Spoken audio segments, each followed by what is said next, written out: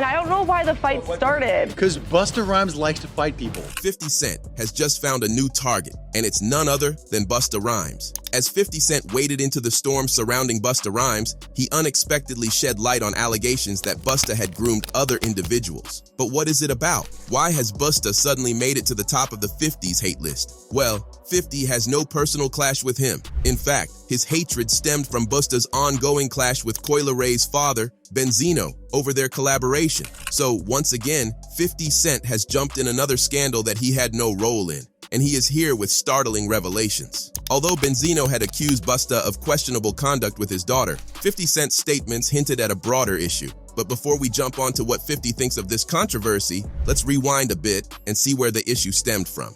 Busta and Benzino beef. Benzino's clash with Busta Rhymes began when news of their potential collaboration surfaced. Fans were thrilled at the prospect of these two artists joining forces. Busta Rhymes, an iconic figure in rap renowned for his electrifying performances and lyrical prowess, teaming up with Coi Leray, a rising star with a unique sound and undeniable charisma, sparked immense anticipation. Both artists had been making waves individually in the music industry. Busta Rhymes, with his extensive discography and hits like Give Me Some More and Break Your Neck, had cemented his status as a legend. Meanwhile, Coi Leray had been gaining traction with her breakout single, No More Parties, and dynamic stage presence. The collaboration promised to blend their distinctive styles, merging Busta Rhymes' intricate wordplay and commanding presence with Coi Leray's infectious melodies and captivating delivery. It was a fusion of old school and new school hip-hop that resonated with fans across generations. As anticipation mounted, industry insiders and fellow artists expressed excitement for the collaboration. Busta Rhymes and Coi Leray had earned respect and admiration, and their joint project was seen as a groundbreaking moment in hip-hop. Their creative process was a true collaboration, with both artists exchanging ideas and experimenting with different sounds and flows. Hours were spent in the studio, refining verses and crafting melodies that would leave a lasting impact. Busta Rhymes' rapid-fire delivery pushed Coi Leray to elevate her skills, while her melodic sensibilities inspired him to explore new sonic territories. The chemistry between them was undeniable, resulting in tracks that were both thought-provoking and infectious. The production of the music video was equally important. Busta Rhymes and Coi Leray aimed to create visuals that would captivate viewers and bring their lyrics to life. With the help of a renowned director, they shot the video in various locations, each carefully chosen to enhance the narrative of the song. However, the release of the music video was overshadowed by unexpected drama. Benzino accused Busta Rhymes of overshadowing Coi Leray and criticized the rapper for his conduct. So it's not that you're, not protective of them, but girls, you're overprotected. He expressed disapproval of Coi Leray's appearance in the video and questioned Busta Rhymes' intentions. In response, Busta Rhymes defended himself, emphasizing that Benzino could have addressed his concerns directly instead of resorting to social media. He acknowledged Benzino's influence in the industry, but stood firm in his defense of the collaboration. Amidst the controversy, Coi Leray remained silent, choosing to focus on her music. Her strained relationship with her father added another layer of complexity to the situation, but she refused to let it define her. Despite the challenges they faced, Busta Rhymes and Coi Leray remained committed to their craft. 50 Cent's involvement injected a new dimension into the controversy as he staunchly defended Busta, while indirectly acknowledging the allegations of grooming. His support for Busta, a longtime friend and ally, contrasted sharply with Benzino's accusations. Yet, it also brought attention to the underlying issue, prompting speculation about the veracity of the claims and raising questions about Busta's conduct beyond the current situation. The allegations of grooming cast a shadow over Busta's career, tarnishing his reputation and leaving fans and industry insiders divided. While some stood by him, others expressed concern and called for accountability. Busta Rhymes' response. Seeing the brutal backlash, Busta Rhymes had to clap back, so he finally responded to Benzino during an interview with Angela Yee. He expressed that he would have loved it if Benzino hit him directly instead of going to social media with his problems. Busta recalled past issues as examples of how things should have been handled.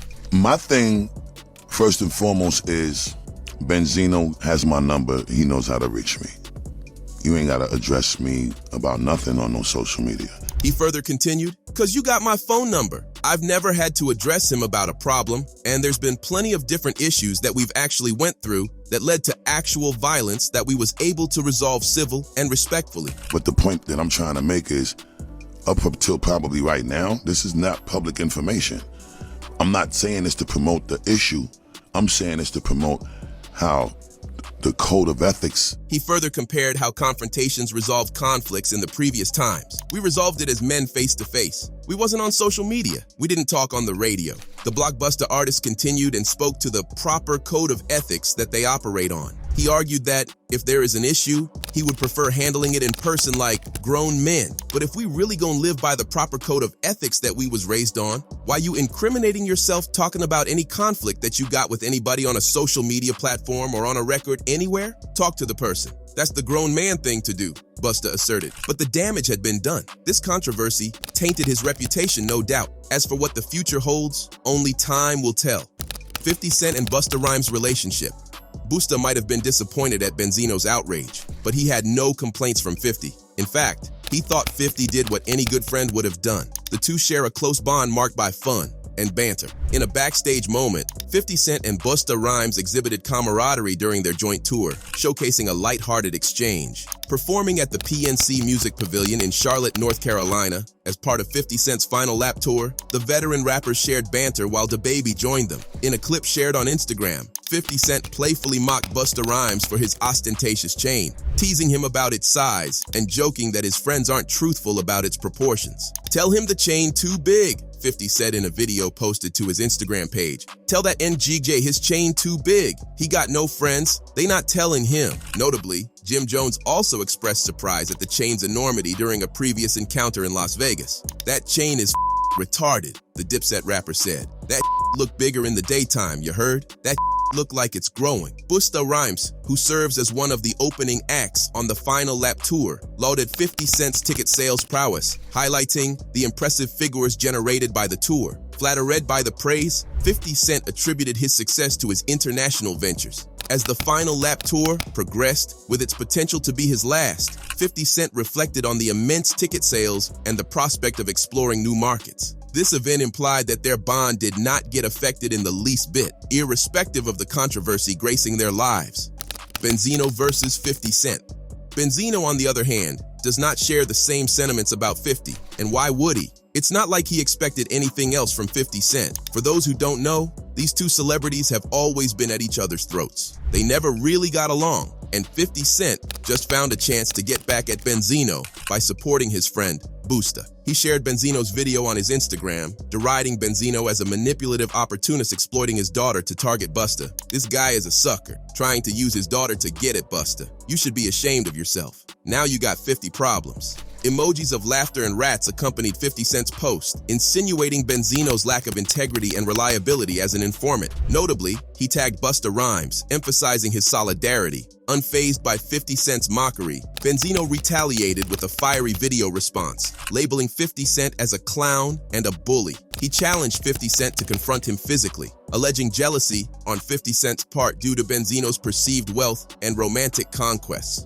Moreover, Benzino accused 50 Cent of parental neglect and betrayal towards his son Marquise and former associates like Young Buck and Lloyd Banks. The feud between 50 Cent and Benzino goes back to when 50 poked his nose in Zeno's business and accused him of being in a relationship with a trans model, Shauna Brooks. This allegation came out of the blue and caused an uproar. Ever since then, the two celebrities have been bickering back and forth. Benzino expressed increasing anger towards 50 Cent during the interview, eventually accusing him of being a police informant. "That guy's a rat and a coward in my book," Benzino said. "He's an informant with no morals or good judgment. He's a multimillionaire posting lies about me. Screw him, and I'll put my in his girl's mouth, then we'll see who's a tranny. I don't play those games." Queensflip defended 50 Cent, claiming there was no proof he snitched on anyone. Benzino remained animated, alleging that 50 Cent had informed on Ja Rule and Murder Inc. "He's a rat. He's been on papers. He snitched on Ja Rule and them a long time ago,"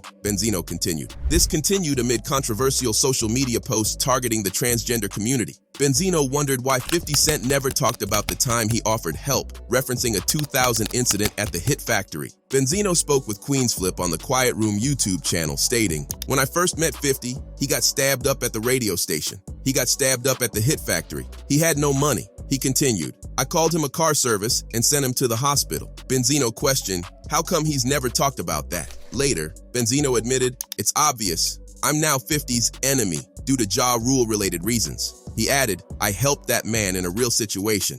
I found it in my heart to help that man. When 50 Cent caught wind of Benzino's rant, he quickly took to Instagram to mock the situation. He reposted a video clip of the alleged phone conversation between Benzino and Shauna Brooks and mocked Benzino's jawline in the caption. In the podcast, Benzino implied that the video clips posted by 50 Cent were edited to make him look bad. That Shauna Brooks thing was like 3 years ago, Benzino explained. If I was involved with a transgender person, don't you think that conversation would be more explicit? He clarified that he was simply expressing unfamiliarity with the transgender community. I'm not used to that lifestyle, Benzino said. I'm not accustomed to talking to a transgender. That's how Benzino clarified his stance on Instagram and announced plans for legal action against anyone defaming his name and legacy. He confirmed having a legal team ready to tackle the matter, stating that whoever had a role in defaming him will be sued. Benzino then accused 50 Cent of being involved in informing to authorities and compared him to 6ix9ine, stating,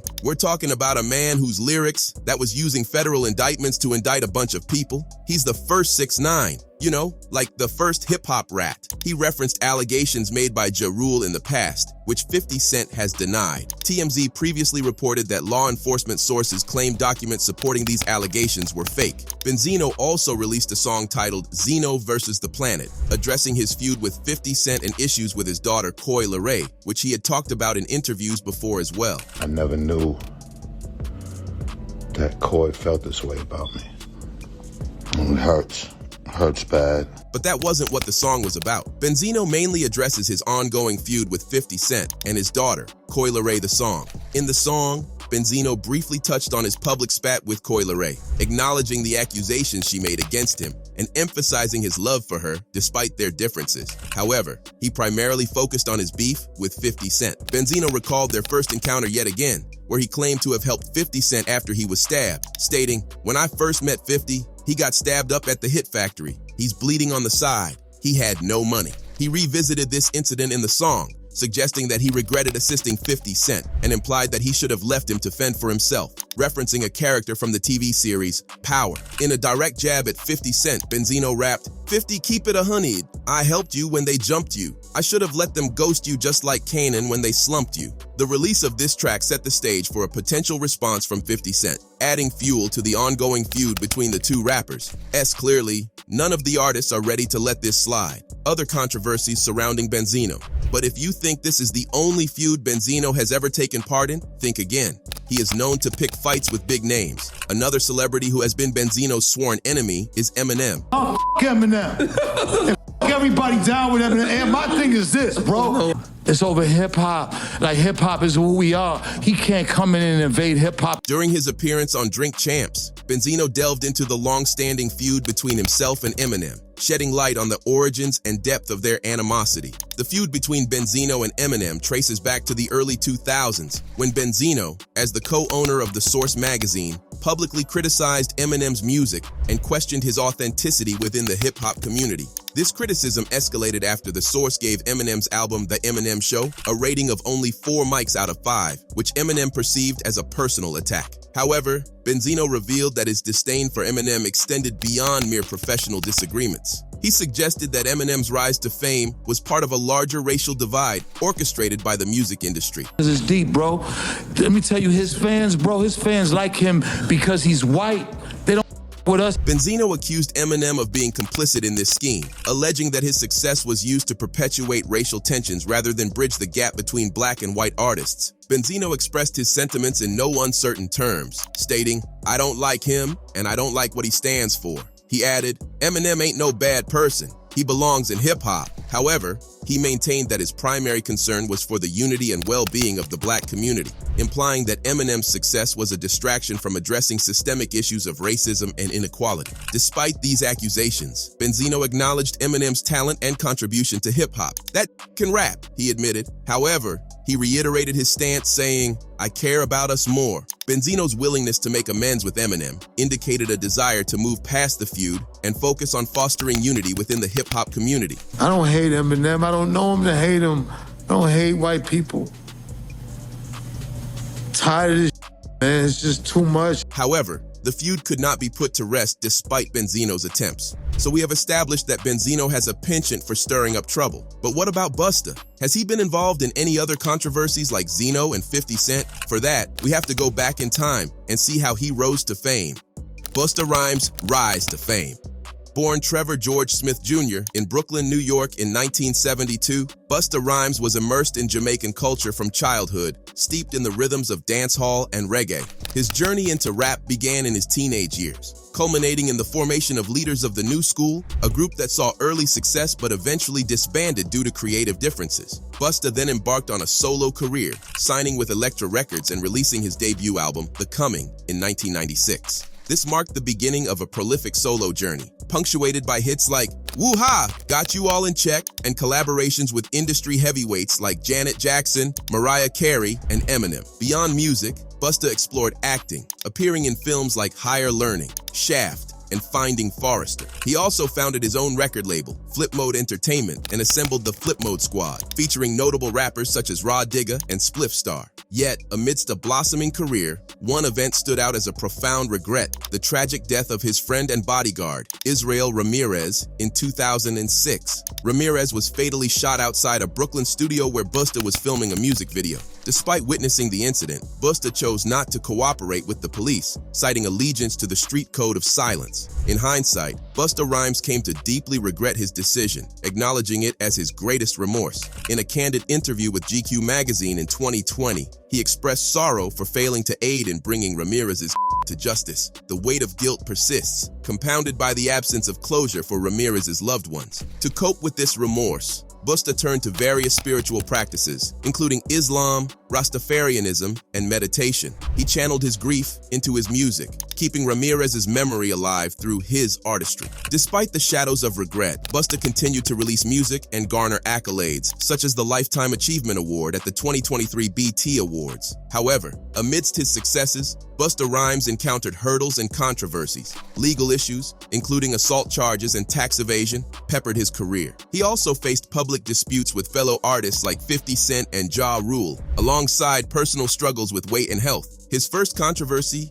came in the form of his hesitancy towards speaking about homophobia. Busta has long avoided discussing homophobia within the genre. This aversion came to a head when confronted on the matter, prompting his abrupt departure from an interview. In the landscape of hip-hop, LGBTQ+ inclusion has historically been sparse, with few openly gay role models. The unspoken rule prevailed: as long as one stayed closeted, they could navigate the scene unscathed. Influential figures like Busta, hesitant to address the issue, inadvertently reinforce this narrative, hindering progress for emerging talents striving to embrace their identities. Nevertheless, there are signs of change within hip-hop. Figures like Lil Nas X, Y Love, and Frank Ocean have emerged, challenging conventions and fostering LGBTQ+ visibility. Even established artists like Snoop Dogg have revised their stances, reflecting a shifting tide in the industry's attitudes. However, not all artists have embraced this evolution. Some, like Busta Rhymes, remain resistant to discussing LGBTQ+ representation in hip-hop. His decision to walk out of an interview when questioned about gay rappers underscores the ongoing struggle for acceptance and inclusivity in the genre. During an interview for the PBS documentary, Hip Hop Beyond Beats and Rhymes, Busta Rhymes balked at discussing homophobia within hip-hop culture. Refusing to engage further, he abruptly terminated the interview, unwilling to compromise his stance or risk alienating fans. This incident, coupled with reports of homophobic behavior in public settings, tarnished Busta Rhymes' reputation and alienated segments of his fan base. Despite his musical prowess, his unwillingness to address LGBTQ+ issues with sensitivity and respect cost him support and popularity. In 2006, Busta Rhymes' discomfort with LGBTQ+ individuals was publicly evident during an altercation in a Miami restaurant. His hostile reaction to a gay and subsequent derogatory remarks highlighted his deep-seated biases, further alienating fans and damaging his image. And he starts getting into this fight with this random person. The video starts. I don't know what the argument is happening, but you see Buster looking at this guy and he goes, Subsequent incidents, including another altercation in 2013, underscored Busta Rhymes' reluctance to confront his prejudices and foster inclusivity within his fan base. As reports of his discriminatory behavior circulated, his once unassailable reputation as a rap icon waned. If that wasn't enough, Busta found himself entangled in legal trouble once again, as he faced misdemeanor assault charges alleging that he physically attacked a man during a money-related dispute. Busta appeared in Manhattan criminal court, where Judge Neil Ross set his bail at $3,500 for 2 third-degree assault charges and 2 lesser offenses. Additionally, the judge ordered Rhymes to steer clear of the accuser and scheduled his next court appearance for February 20th. The alleged victim, identified as Edward Hatchett, formerly employed as Busta's driver, claimed that the rapper assaulted him outside Busta's office on West Broadway in Lower Manhattan. According to court documents, he purportedly struck Edward with a closed fist, causing injuries to his head, neck, and torso, and subsequently kicked him while he was on the ground. Assistant District Attorney Harrison Schweilock asserted that the altercation arose from a financial disagreement, underscoring the context of the assault. Busta's legal counsel, Robert Kalina, maintained his client's innocence, emphasizing that Edward's injuries were minimal, with only one noticeable mark on his face. Following the arraignment, Busta promptly posted bail and left the courthouse, avoiding the scrutiny of the press. Defense attorney Scott Lehman disclosed that Busta surrendered to authorities upon learning of the arrest warrant, refuting the allegations and expressing confidence in his vindication in court. This incident marked yet another legal entanglement for Busta, who had previously faced assault charges following an altercation at the Amsterdam Music Festival in August, and a traffic violation for using a cell phone while driving near a Manhattan police station in November. Additionally, law enforcement sought Busta's cooperation as a potential witness in the fatal shooting of his bodyguard, Israel Ramirez, in February of the previous year. This just proves that all the celebrities who are involved in this scandal don't plan to back down. They all have the knack to drag out feuds for as long as they can. Meanwhile, Coi Leray, central to the controversy, has remained mum on the subject, focusing instead on her musical endeavors and collaborations with artists like Lil Durk and Gunna. Thanks for watching. If you liked it, hit like and subscribe, share with friends, leave a comment, and stay tuned for more.